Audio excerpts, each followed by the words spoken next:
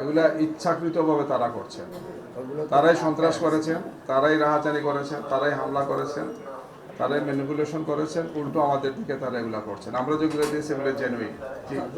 একটা প্রশ্ন, সেটা হচ্ছে যে আপনার ফলাফল যতটুকু হয়েছে এটা বিশ্লেষণে দেখা যাচ্ছে যে উত্তর পশ্চিম অঞ্চল আপনাদের সিট প্রাপ্তির সংখ্যাটা অনেক বেশি, দক্ষিণে একেবারে হতাশাজনক। এটা একেবারে হচ্ছে সিলেটে, তারপরে আপনার ব্রাহ্মণবাড়িয়াতে, চট্টগ্রামে খুবই হতাশাজনক। এইটাকে আপনারা অ্যানোমালি মনে করেন কিনা? আসলে একটা দল যখন উত্তর অঞ্চলে এত সিট পেল, সেই দলটা দক্ষিণ অঞ্চলে একেবারেই পাবে না, এইটা নিয়ে একই কারণ হচ্ছে এই যে আমরা যেগুলো তথ্য দিলাম আপনাদের কাছে, আমাদের কাছে আছে এই সমস্ত জেলাগুলোতে বা এই সমস্ত এলাকাগুলোতেও প্রথম দিকে ঘোষণা হয়েছে, কিন্তু পরবর্তীতে দেখা গেল রহস্যজনক কারণে যে আমাদের এগিয়ে থাকা আসনগুলোকে বলা হচ্ছে যে না আপিল করছে, কি কারণে, অমুক অমুক কারণ, বিভিন্ন ব্যাখ্যা তারা দিয়েছে। যেমন 150টা সেন্টার, 10টা সেন্টারে কোনো ঘোষণা দেন না, 8:30 9টার মধ্যে সবগুলো গণনা হয়ে গেছে, 10টা সেন্টার বাকি। এই 10টা সেন্টার পরে দেখা গেলো যে আমরা বলা হচ্ছে যে আমাদের প্রার্থীকে তাকে পরাজিত ঘোষণা করা হচ্ছে। আমরা তথ্যগুলো নিয়েছি, দেখলাম এখানেই এই অব্যবস্থাপনাগুলো এবং এই জালিয়াতির কাজগুলো তারা করেছেন কি।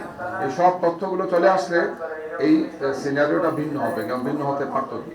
জি, নির্বাচন তো হয়ে গেল, সার্বিকভাবে জামায়াত ইসলামের যে প্রার্থী জায়গা নিয়ে আমাদের গতকালকে আমাদের আমিরে জামাত এই ব্যাপারে বক্তব্য রেখেছে, সেটাই আমাদের বক্তব্য।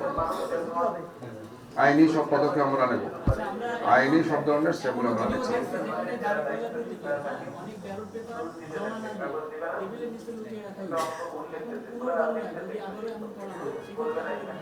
আমরা এই ধরনের কোনো কাজ করি নাই, হয়তো উদ্দেশ্য প্রণোদিতভাবে আমাদেরকে একই কথা এটাকে করতে পারেন।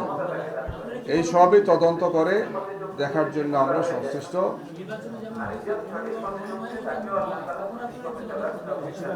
তাহলে আমরা দেখবো, আমরা এগুলা দেখি, আমাদের এজেন্ট থাকবেন, আমরা থাকবো। পুনর্গণনা যখন হবে তখন তো এই সমস্ত কাগজ সামনে আসবে, এজেন্টের সামনে আসবে, সবগুলো বিষয় আসবে, সেটা ক্লিয়ার হবে। জি জি একটু বলবো জি